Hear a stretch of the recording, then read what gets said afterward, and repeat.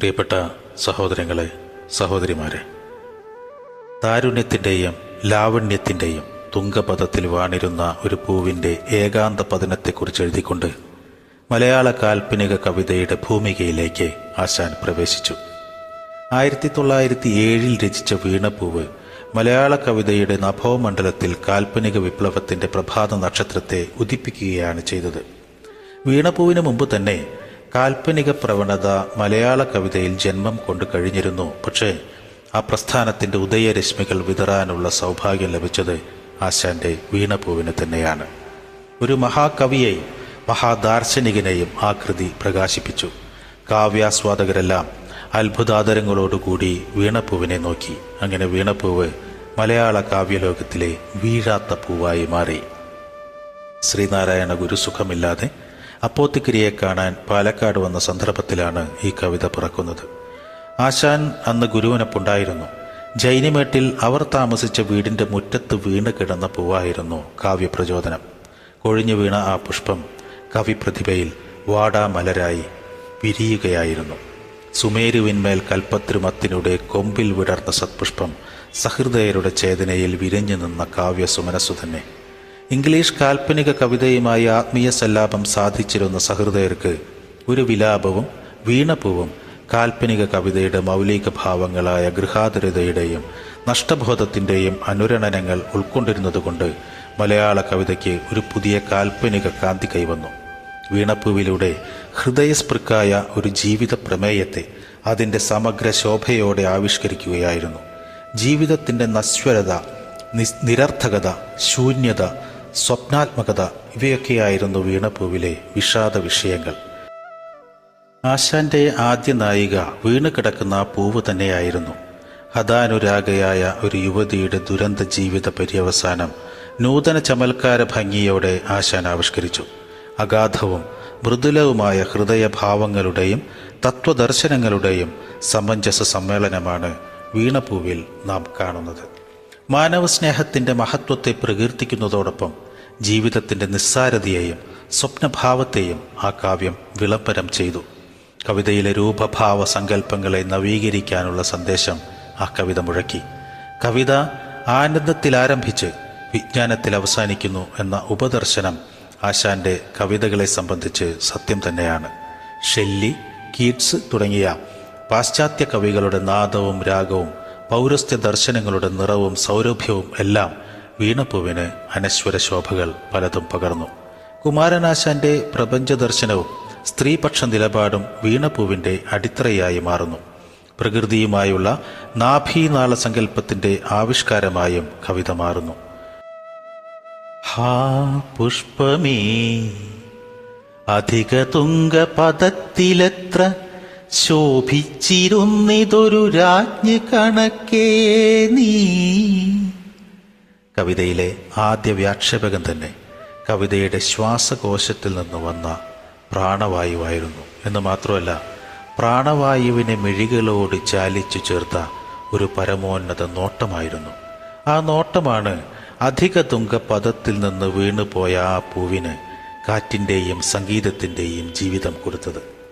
A dead rose എന്ന Elizabeth Barrett ബ്രൗണിങ്ങിന്റെ കവിതയാണ് വീണപ്പൂവിന്റെ പിറവിക്ക് പ്രേരകമായി തീർന്നതെന്ന് പറയാനാകും വിധം സദൃശമാണ് രണ്ട് കൃതികളിലെയും പൂവിന്റെ കിടപ്പുകൾ. ബ്രൗണിങ്ങിന്റെ മനസ്സിൽ മരിച്ച പൂവ് നിശ്ചലമായി കിടക്കുന്നു. പക്ഷേ ആശാന്റെ കണ്ണിൽ പൂവ് വീഴ്ചയെയും മരണത്തെയും അതിജീവിച്ച് വീണ്ടും തളിർക്കുകയാണ് ചെയ്യുന്നത്. അങ്ങനെ ഒരു രൂപശില്പമാണ് ഈ കവിതയ്ക്കുള്ളത്. ആദ്യ ശ്ലോകത്തിലെ പതനത്തിന്റെ വ്യാക്ഷേപകം കഴിഞ്ഞാൽ രണ്ടാം ശ്ലോകം മുതൽ കാണുന്നത് മരണത്തെ മറച്ചു പിടിക്കും വിധമുള്ള ജനന ബാല്യങ്ങളുടെയും കൗമാരത്തിൻ്റെയും ആവിഷ്കാരമാണ്. ശ്രീഭൂവിലസ്ഥിര അസംശയമിന്നു നിന്റെ ആഭൂതിയെങ്ങ് പുനരെങ്ങു കിടപ്പിതോർത്താ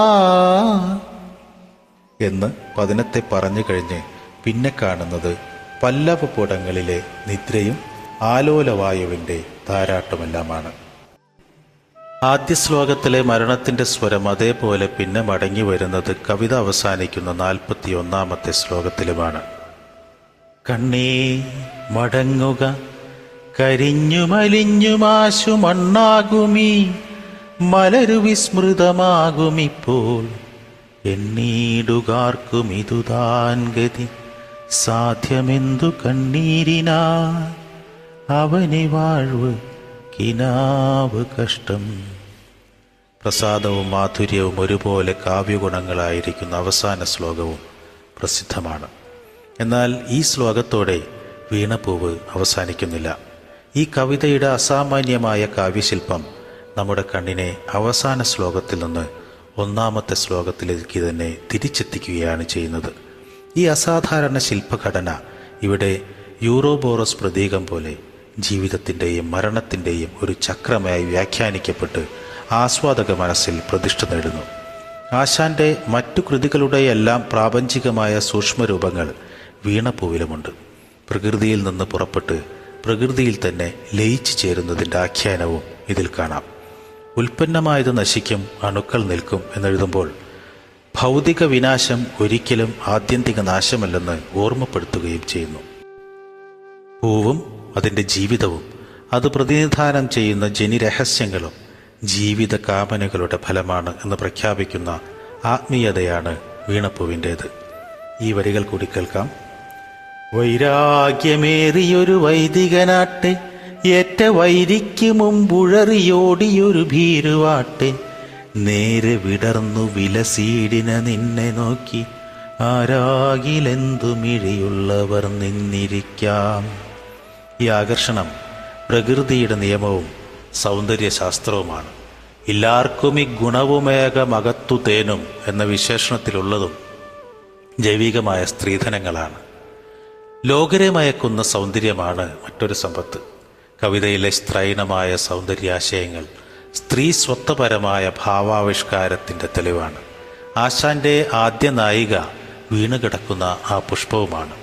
അന്യർക്ക് ആഹ്ലാദവും സൗരഭ്യവും നൽകി പാരാർത്ഥമികമാവണൊരു ചരിത്രം പൂവിനുണ്ടെന്ന് സങ്കല്പിച്ച് ആ ഹ്രസ്വജീവിതം നിജജന്മകൃത്യം സാധിച്ചു എന്ന് സ്ഥാപിക്കാം. ഹെർബർട്ട് മാർക്യൂസിൻ്റെ ഒച്ചയിൽ പറഞ്ഞാൽ വീണപ്പൂവ് വിപ്ലവ കവിത തന്നെയാണ്.